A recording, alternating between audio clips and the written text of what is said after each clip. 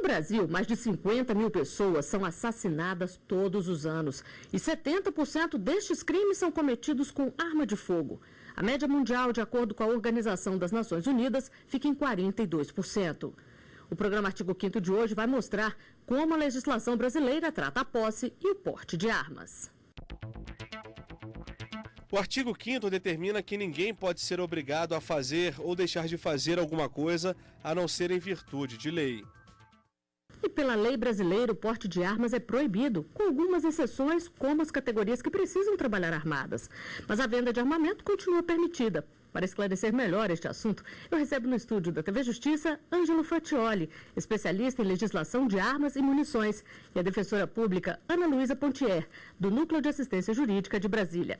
Sejam bem-vindos ao nosso programa. Obrigado. Doutora Ana Luísa, ter uma arma é diferente de poder portar uma arma. Gostaria que a senhora explicasse melhor essa diferença para nós. Portar é você andar com a arma, você ter o direito de sair, levar no seu carro e estar com ela junto de você. A posse de arma, em que pese às vezes ser proibido ou não, as pessoas mantêm essa posse em casa ou até no trabalho. Doutor Ângelo, e o que mudou a partir da entrada em vigor do Estatuto do Desarmamento? A lei atual, né, a segunda lei do SINAME, a lei 10.826, ela procurou de uma forma bastante restritiva evitar que o acesso à arma de fogo seja algo banalizado no Brasil. Então, com isso, nós podemos observar que as penas foram aumentadas em relação tanto ao uso irregular, né, em relação à importação de arma não autorizada. O Estado ele passou a cobrar mais das autoridades administrativas também, responsáveis pela fiscalização e controle das armas. Ou seja, hoje nós temos uma Polícia Federal muito mais focada no problema, né?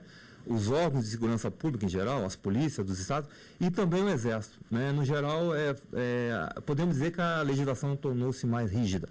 O porte de armas é proibido no Brasil, mas a lei do desarmamento permite que ele seja concedido a alguns profissionais. É o caso de servidores públicos que necessitam de armas pelo tipo do trabalho exercido. O Estatuto do Desarmamento ainda divide opiniões. Diante da circunstância da falta do Estado para defender a minha privacidade, para defender a minha pessoa e da minha família, eu já estou convencido que eu tenho que ter uma arma na minha casa. Eu acho que nós temos, entre aspas, polícia demais, que todo mundo quer usar arma, certo? Então, eu sou contra duas situações. Uma, os agentes penitenciários e outra, o pessoal do Detran. De acordo com o Estatuto do Desarmamento, só podem ter porte de armas os integrantes das Forças Armadas, guardas municipais dos municípios com mais de 500 mil habitantes, os agentes operacionais da Agência Brasileira de Inteligência, os agentes do Departamento de Segurança do Gabinete de Segurança Institucional da Presidência da República, os integrantes dos órgãos policiais, os integrantes do quadro efetivo dos agentes e guardas prisionais, os integrantes das escoltas de presos e as guardas portuárias, as empresas de segurança privada e de transporte de valores. Depois que o Estatuto entrou em vigor, outras categorias passaram a reivindicar a autorização para o porte de arma. Caso em Brasília reforçou a discussão sobre o assunto. Um major reformado do Corpo de Bombeiros deu voz de prisão a um agente do Detran que portava uma pistola durante uma fiscalização.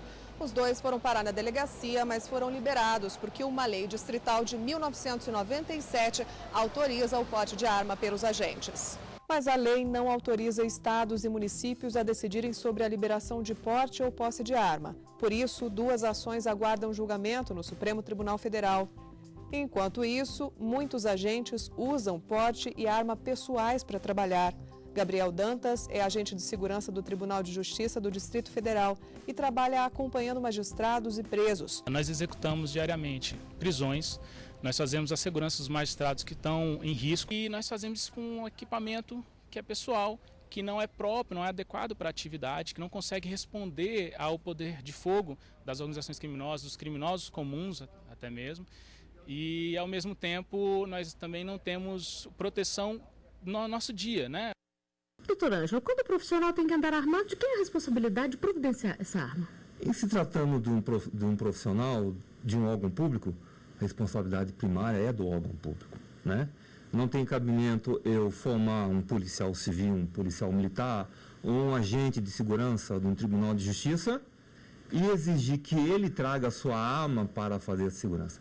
Até porque a responsabilidade pelo uso da arma, e ele estando de serviço, vai ser do Estado. Responsabilidade objetiva. Tudo que ocorrer com aquela arma, ele estando na função, ele exercendo o seu trabalho, responsabilidade é do Estado. Então, são situações que, infelizmente, no Brasil nós nos deparamos.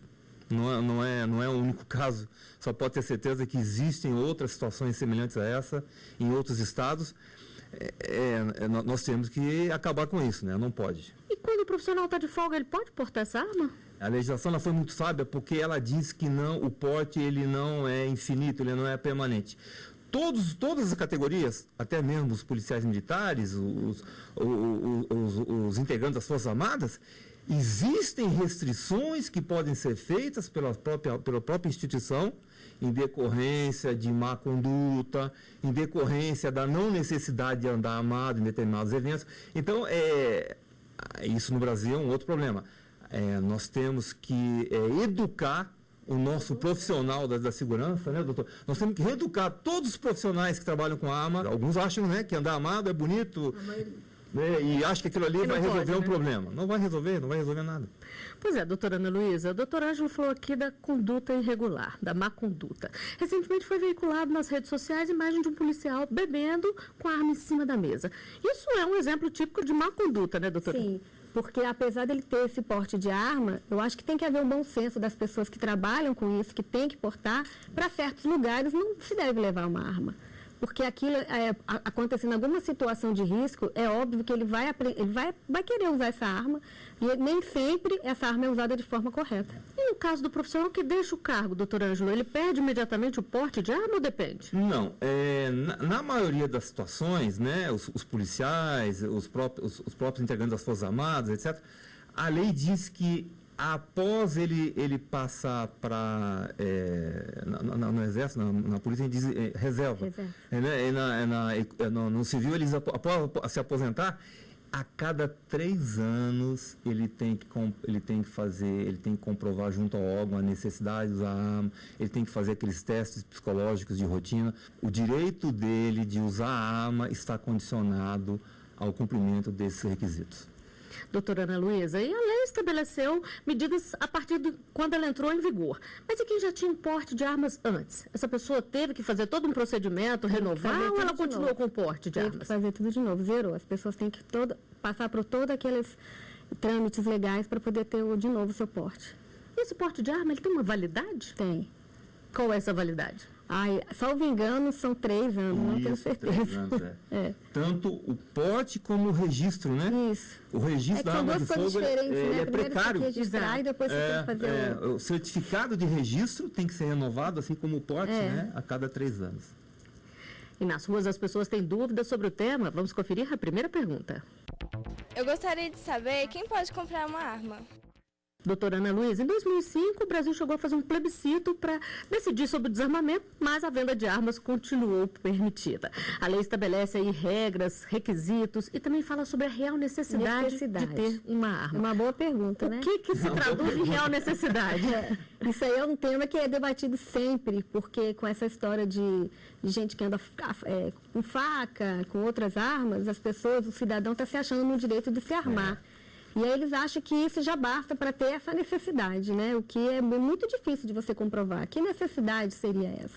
Um perigo abstrato, né? Então é uma coisa que ainda não está muito sedimentada para esse tipo para ter uma resposta assim correta de que necessidade seria essa para qualquer cidadão chegar lá e comprar uma arma. E quem é que define se é necessidade ou não? São os órgãos que vão receber esse pedido. Aí é avaliado caso a caso. Mas não deixa de ser subjetivo. Muito, essa questão é subjetiva. Demais. E o que a doutora falou aqui é uma grande verdade. Hoje nós vivemos praticamente uma situação de pânico. Nós vivemos numa sociedade insegura. Isso é terrível, né? Você não sai mais da sua casa tranquilo.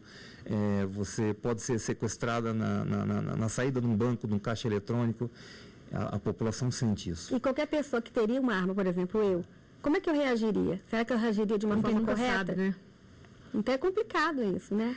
Agora a lei também fala nos requisitos para se comprar arma, doutor Ângelo. Que requisitos são esses? Em geral, ela tem que demonstrar, além da efetiva necessidade, né? que está lá e é uma questão subjetiva, ela tem que demonstrar que ela possui residência certa, que tem um trabalho lícito, ela tem que pegar todas aquelas certidões negativas na justiça, apresentar uma cópia da sua identidade. Então, em geral, são esses documentos que ela precisa para comprar a arma, né? Registrá-la e deixá-la dentro da sua casa ou no local de trabalho, conforme foi colocado aqui. Só. A arma não pode sair da casa ou do local de trabalho. Mas se a pessoa precisa, doutora Ana Luísa, transportar essa arma de um lugar para o outro, aí ela tem que ter uma autorização especial? Sim. Tem que ter uma autorização especial. Ela tem que ir na Polícia Federal pegar um documento explicar o porquê. Guia de trânsito. Isso. Eu vou mudar, né? A regra, a lei diz que eu tenho que ter uma autorização, né? Dos órgãos policiais, até para deslocar essa arma do local onde ela se encontra até o outro local onde eu vou me estabelecer. Agora, o senhor falou também do registro da arma. Como é feito esse registro? O registro ele é feito em regra, são 2 órgãos que fazem o registro das armas do Brasil. As armas de calibre permitido, né, que são as armas de uso comum, calibre 38, 32, são feitos pela Polícia Federal, né, o registro. As armas de calibre restrito, né, as armas com maior potência de fogo, são feitas pelo Exército, né? Então, o cidadão comum que compra uma arma, aonde que ele vai registrar? Na Polícia Federal. E nós temos mais uma pergunta feita nas ruas para ser respondida pelos nossos convidados. Vamos conferir. Se uma pessoa tem porte ou registro de arma e é condenada por um crime, ela perde esse direito? Doutora Ana Luísa, como fica essa situação? Depende do crime, né? A legislação não é muito clara em razão às consequências da pena, na realidade, quando é aplicada uma pena. Então, vai depender do crime. E, assim, na prática, no dia a dia, eu vou ser bem sincera, até com crimes que pode se perder, eu nunca vi alguém ter porte de arma para perder. Então, é um caso, assim, na realidade, no dia a dia, é muito difícil acontecer. É um caso raro, né? É um caso raro. A própria legislação, ela estabelece que a pessoa que for flagrada em estado de embriaguez ou em estado de apresentando sintomas de uso de drogas, ela perde o porte. Mas até nessa questão ela é omissiva. Então, fica muito, né, conforme a doutora falou, fica muito a cargo do jogador, a cargo da situação que vai se configurar. É a situação fática. Bom, nós vamos a um rápido intervalo. Artigo 5º, volta já. Estamos de volta com o artigo 5º e hoje estamos falando sobre porte de armas. Aqui no estúdio eu converso com a defensora pública Ana Luísa Pontier, do Núcleo de Assistência Jurídica de Brasília, e com Ângelo Fatioli, especialista em legislação de armas e munições. A lei que dispõe sobre registro, posse e comercialização de armas de fogo e munição veda em todo o país as armas de brinquedo. A lei proíbe a fabricação, venda, comercialização e importação de brinquedos, réplicas e simulacros de arma de fogo que possam ser confundidos com armas de verdade. Doutor Ângelo, o que pode acontecer com alguém que vende esse tipo de brinquedo que é proibido? Essa proibição ela vai gerar uma sanção por parte do Estado. Essa sanção vai ser administrativa, né? Essas armas vão ser recolhidas, vão ser destruídas e a pessoa provavelmente vai ser multada por estar cometendo esse tipo de ilícito, né? Mas não é um ilícito penal, é um ilícito administrativo. As armas, essa proibição, ela visa proibir que pessoas com má intenção venham pegar essas armas, né, e utilizar como se de verdade fosse, né? A pessoa, é muito fácil eu pegar uma arma de brinquedo, pegar uma velhinha atravessando a rua, apontar uma para ela não vai perguntar se é minha arma. No escuro, você nem dá pra ela não vai perguntar, isso é uma arma de verdade? Ela vai ficar apavorada, né? na hora, vai gerar pânico. Tem algumas que são muito parecidas, né? Muito, né? Os simulacros são cópias idênticas das armas. Isso estimula a violência, armas de brinquedo, doutora Ana Luísa? A maioria dos crimes praticados no DF, por incrível que pareça, é com arma de brinquedo. E armas idênticas. Se você vira as armas, você não acredita que elas são idênticas. Até aquele número de série que eles até raspam para ficar mais parecida ainda. Então, é muito comum. É um artifício muito usado. Muito usado. São armas contrabandeadas, doutora. Esses armas de brinquedo. Aí é mais a maioria difícil é contrabando, pegar porque no Brasil não se vende, fabrica, né? mais. É contrabando puro. É Paraguai, Bolívia, Exatamente. vem tudo quanto é lugar. Agora, doutor Ângelo, foram feitas várias campanhas para estimular as crianças a entregarem essas armas de brinquedo. Essas campanhas surtiram efeito? Até certo ponto, sim. Né? O maior problema que a gente observa não sei, se estiver errado, a doutora Ana vai me corrigir, talvez seja mais nas periferias, onde o Estado não esteja tão presente. Com certeza, o Estado não presente, nós vemos violência com arma, nós vemos prostituição, nós vemos droga nesses locais. E é o lugar mais fácil de você localizar, de você comprar uma arma. Aquela seja de brinquedo ou de verdade. De brinquedo de verdade, você chega lá, você compra a arma que você quiser. Quase o mesmo preço. E nós temos mais uma pergunta feita por um telespectador. Vamos ver. Se o crime é cometido por uma arma de brinquedo, a punição é diferente? Doutora Ana Luísa, a gente já falou aqui que isso é muito usado, né? De que forma a lei e os tribunais estão enfrentando esse problema? Tem uma recente súmula do STF que passou a considerar mesmo que a arma de brinquedo ela tem o potencial ofensivo que seria uma arma de verdade. Até um tempo atrás, ainda aí era uma coisa ainda que não estava muito sedimentada na justiça do DF. Então, alguns juízes entendiam que era crime possível, que independente de ter agressão, a arma nunca poderia atirar e tal. Outros já entendiam que não. Que o simples fato de você portar essa arma e ameaçar, e a pessoa se sentir ameaçada e entregar os seus bens, era penalizado como roubo do mesmo jeito. E agora foi sedimentado isso pelo STF, que na verdade, independente de ser de brinquedo ou não, a pena é exatamente igual. E agora vale para o país inteiro. Vale para o país inteiro. Agora, doutora Ângela, a gente viu que a fabricação, comercialização e venda é proibida. Mas o simples fato de portar essa arma de brinquedo, sem ameaçar ninguém, também é proibido? Sim, porque se é um produto que não pode ser comercializado, se ele não pode ser comercializado, as pessoas não podem possuí-lo legalmente. Então, exceto aquelas categorias que usam a arma de brinquedo para fins de instrução, adestramento, os próprios policiais, eles têm armas de brinquedo, eles usam isso nas suas atividades de instrução, né? No Exército, na Marinha, os próprios clubes de tiros têm esse material para ser utilizado em determinadas atividades. Então, tirando esse universo restrito de órgãos e entidades que podem utilizar, a pessoa comum que estiver de posse de um produto desse está correndo o risco de ser confiscada, né, e receber as sanções decorrentes. Isso vai dar muito questionamento ainda, acredito que sim, nos próprios tribunais de justiça, né? Porque uma arma simplesmente de brinquedo que está sendo guardada com a posse, qual é o perigo imenente que ela pode causar? Então, vai ser, acho que vão ter grandes debates aí jurídicos em relação a isso. Vamos ouvir muito falar sobre isso. Com certeza. A questão vai amadurecer. Bom, e vamos à última pergunta feita nas ruas. Se uma pessoa tem uma arma e morre, o que acontece com essa arma? A família fica com a arma? Doutor Ângelo, voltando a falar das armas de verdade. Olha que como é que fica nessa situação? Nessa situação ocorre o seguinte, se a pessoa possuidora da arma, a propriedade da arma era legal, digamos que a arma estava registrada, tudo certinho. A família procurará o juiz para que seja providenciado um alvará para que essa arma possa passar as mãos de uma outra pessoa que tem autorização do Estado para utilizar a arma. Ou de um policial, ou de um colecionador, ou de um outro cidadão comum. Se essa arma não estava legalizada, né, se eu fosse a família, eu entregaria a arma para a campanha de desarmamento. Eu me livraria desse problema, que é um problema. Né? Aquela arma está ali, né? Uma arma de brinquedo, eu pego, eu amasso, eu martelo ela, acabou. Uma arma de verdade, ela pode cair em outras mãos. É mais complicado. Mas só falou aqui de entregar a arma da campanha do desarmamento. Ainda hoje, quem tem uma arma em casa pode entregar sem problema nenhum? A campanha de desarmamento, ela agora é permanente. O Estado, ele chegou à conclusão que o dia que o cidadão de bem ou o cidadão de mal quiser se livrar da arma, ele comparece à delegacia da Polícia Federal, entrega a sua arma, aquilo ali vai gerar uma indenização. Eu acho uma medida inteligente. Bom, e você? É a favor ou contra o desarmamento? A nossa equipe foi às ruas para conferir as opiniões.